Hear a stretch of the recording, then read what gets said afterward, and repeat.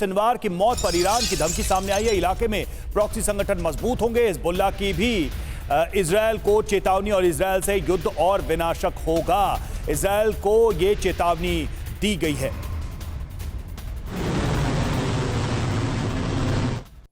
तो Iran Hezbollah का ऐलान, आगे बारूदी घमासान। देखिए धमकी में क्या कहा गया है, कैसे ईरान की तरफ से धमकी सामने आई है। सिनवार की मौत पर ईरान हिजबुल्लाह की बड़ी चेतावनी। किसको? इजरायल को। युवाओं और बच्चों के लिए आदर्श बनेगा सिनवार, यह कहा है ईरान ने। आदर्श कौन? याहिया सिनवार। युवाओं और बच्चों के लिए क्या याहिया सिनवार जैसा शख्स आदर्श बन सकता है? यह अपने आप में एक बड़ा सवाल है रवि। और देखिए इजरायल से जंग नए चरण की तरफ बढ़ रही है। ये हिजबुल्लाह ने कहा है सिनवार की हत्या का बदला जरूर लिया जाएगा। ये दावा किया जा रहा है, यानी कि बदले की बात अभी भी कही जा रही है तब, जबकि सबसे बड़ी समस्या तो है लीडरशिप की। सुमित हमारे साथ इस वक्त जुड़े हुए हैं। सुमित, बदले की बात कही जा रही है, लेकिन इजरायल का एक्शन ये बता रहा है कि जो हिजबुल्लाह या प्रॉक्सीज का जो बदला, उसके वॉल्यूम में और इजरायल के काम करने के तरीके में कितना बड़ा गैप है। जो नुकसान, जो हानि हिजबुल्लाह या हमास की हो रही है, उसकी भरपाई करना मुश्किल है। फिर भी ये युद्ध ऐसा लग रहा है हिजबुल्लाह इसको कंटिन्यू करने वाला है, आगे बढ़ाने वाला है। क्या मोडस ऑपरेंडी, क्या तरीका होगा इस युद्ध में आगे बढ़ने का हिजबुल्लाह के साथ?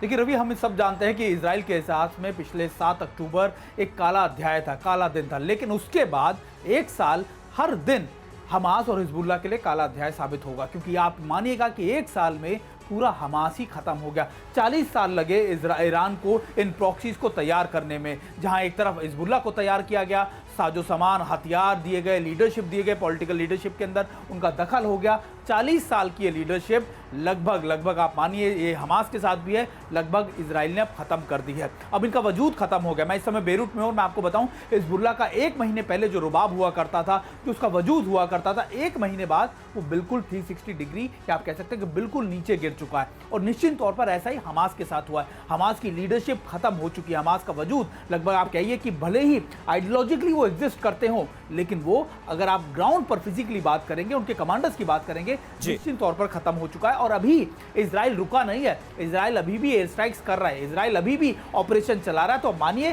कि इजराइल का डिटरमिनेशन, उसके ऑब्जेक्टिव अभी इससे ज्यादा के हैं, और वो तब तक नहीं रुकेगा जहां तक मुझे लगता है कि जब तक वो इस पूरी प्रॉक्सीज के बाद सीधे ईरान से 1-on-1 ना हो जाए, जब तक वो ईरान को ये ना समझा दे कि अगली बार अगर आपने इन प्रॉक्सीज को सपोर्ट किया, रिवाइव करने की कोशिश की, तो निश्चित तौर पर हमारा अटैक अब सीधे तौर पर। बिल्कुल सही बात है। और याहिया सिनवार की मौत के साथ बहुत कड़ा संदेश इजराइल ने ईरान को दिया, इसमें कहीं कोई शक नहीं। सिनवार की मौत पर देखिए जो बाइडेन क्या कह रहे हैं। जो बाइडेन का भी बयान आया है, सिनवार की मौत दुनिया के लिए बेहतर है। बाइडेन ने कहा 4 अमेरिकी नागरिक अभी भी हमास की कैद में बंधक हैं।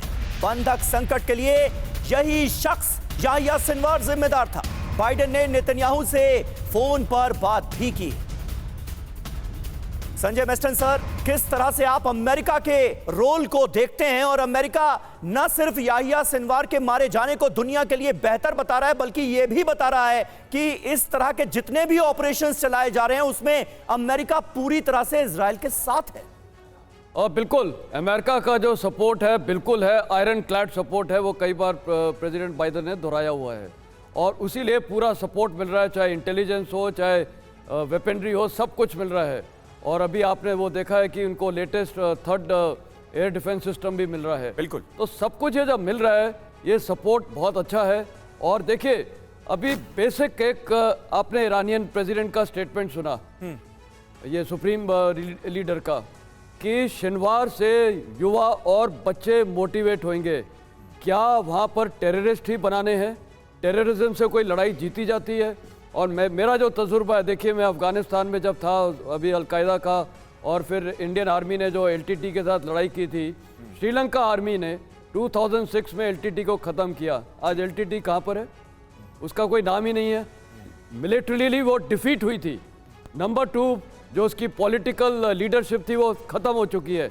यस, तो आपका ये मानना है कि ये जो तरीका, ये जो पैटर्न या ये जो भी योजना है, ये कारगर साबित नहीं होगी ईरान की, और लोगों को इस आतंकवाद के रास्ते पे बढ़ाने का मतलब यह है कि देश के लिए और मुसीबतों को इनवाइट करना।